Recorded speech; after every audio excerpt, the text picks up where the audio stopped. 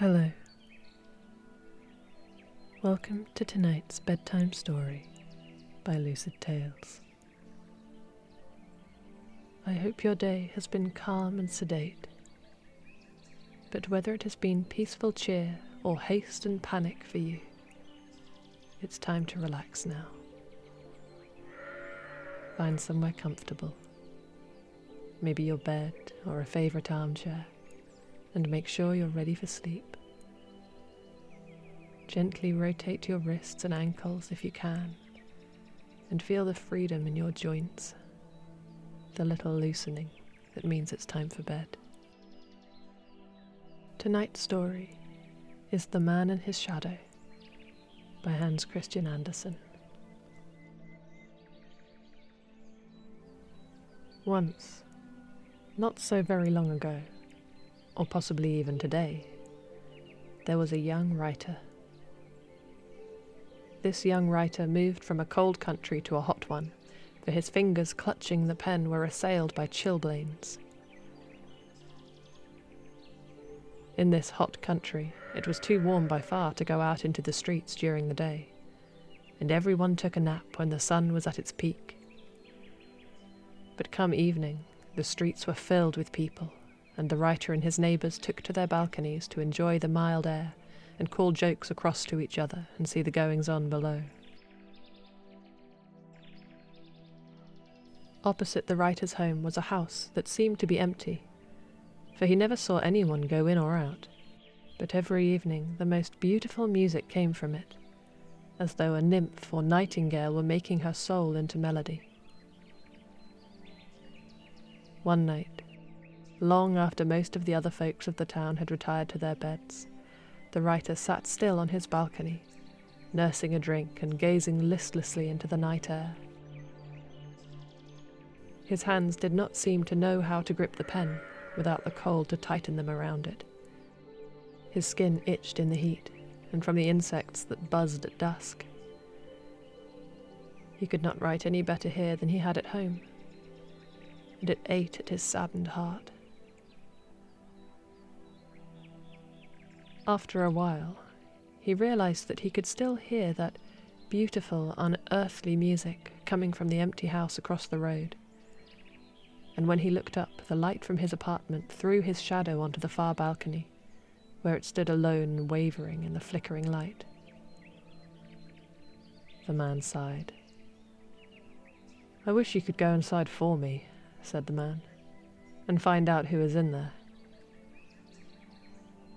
And strange indeedy, when he got up to go inside, it appeared that his shadow did the same on the other side. The next morning, the writer awoke to discover that he had no shadow. Neither in the dimness of his apartment or the broad midday sun did he cast shade upon the ground. And so he hid himself away in his rooms, afraid to go out in case someone would notice and mistake him for a demon, or worse, a shallow imitator of the man who had sold his shadow to the devil. But that story was only popular in his home country. But of course, in time the food ran out, and so the man went out only under cover of evening, when his lack of shadow was least likely to be noticed. And in time he decided to return to his cold country, where the sun rarely showed enough to cast anyone's shadow. In time he discovered that people did not notice his lack of shadow, so worried were they that he might notice something unusual about them. The only people he noticed were children, and no one believed them. Several years passed, and at first the writer began to make a name for himself, writing strange and interesting stories that enthralled the mind and questioned the world. He became known for his kindness, and as a learned and gentle man. But alas, once more the dreaded block descended, and he found himself lacklustre and listless, struggling once more to put pen to paper. One evening, a knock sounded at the writer's door, and when he opened it, he saw a very thin man, appearing somehow stretched, and with a shape so familiar he shivered. "Do you recognize me?" the thin man asked. The man shook his head, for surely he must be mistaken. The thin man laughed. "I'm not surprised," he said, "now that I am become so much a man. I am your shadow. In the time since I last saw you, I have become rich and wiser than you can know. But I wanted to see you again. Just once." "What happened to you?" asked the writer, astonished. He let the shadow in and bade him sit. The shadow sat and described what had happened to him since they parted. "When you asked me to go into that house, I found that I could," he said. "I went in through the door just as you went inside your own home, and I discovered that poetry herself, the great muse goddess, lives there. She welcomed me inside, and I felt somehow as though I saw everything in the whole world, and understood it too. I stayed with her, quite stunned, for some time, but the desire in me grew too great. I wanted to be a man. But I had no clothes or money. And so I went out into the world and watched people and learned from them all their vices and peccadillos, all their shameful secrets. I went to them and told them what I knew, and they gave me money and clothes and such gifts you would not believe." "You blackmailed them?" asked the writer, scandalized. "If that is what you would call it," said the shadow with a shrug. "I learned how to be a man from observing men." "You could be a better one," the writer said firmly. The shadow laughed. "I forgot what a stick in the mud you are. I see the world as it is, my friend, not as you might hope it to be." Then he took his leave. The writer wrote once more of love and hope, of the kindness of humankind. His writing was appreciated by many, and his name grew in influence, but many people cast his work aside or sneered at it, for their hearts were hard and cold and would not grow, and so they believed the world to be a barren place.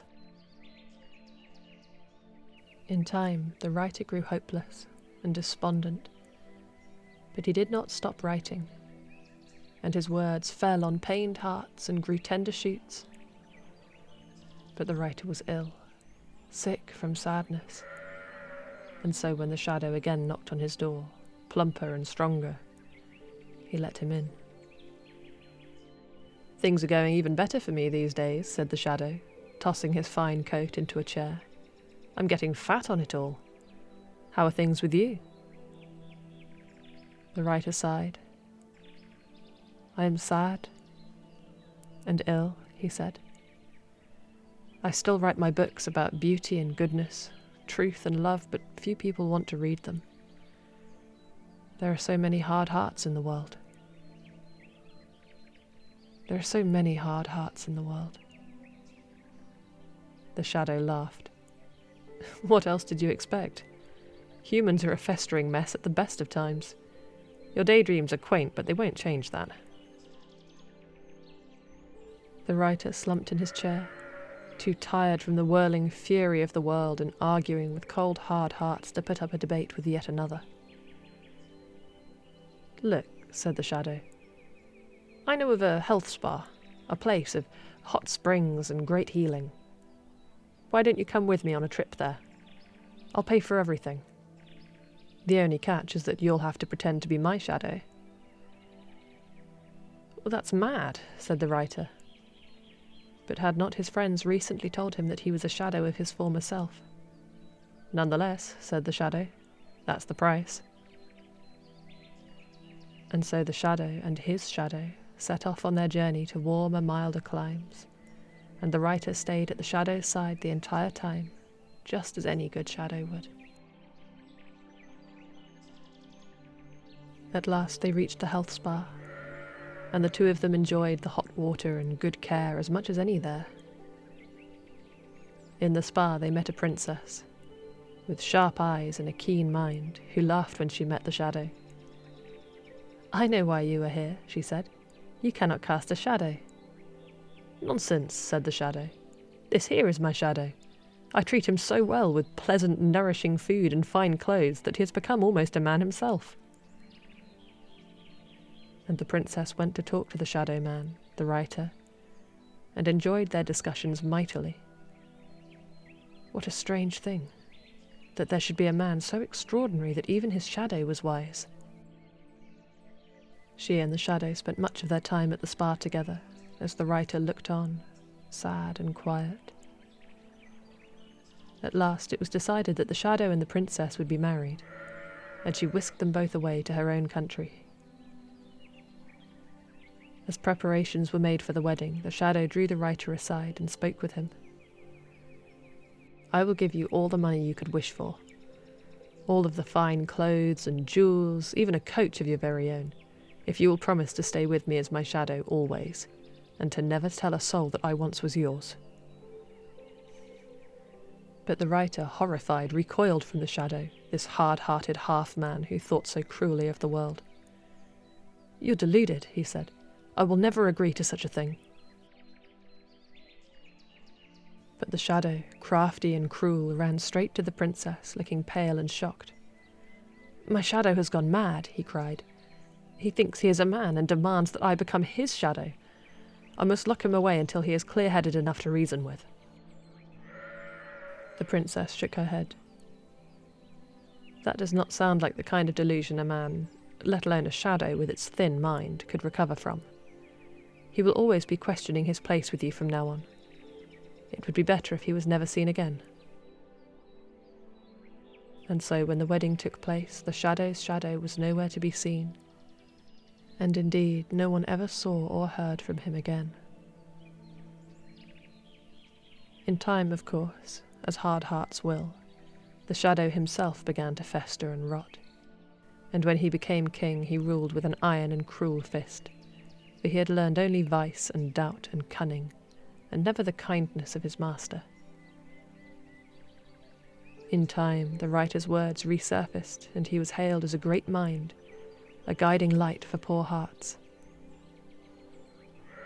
And in time, of course, the palace toppled, as palaces always do, and a new age began.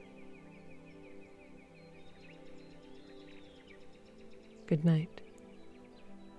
Sleep well, and I will see you on Monday for another bedtime story.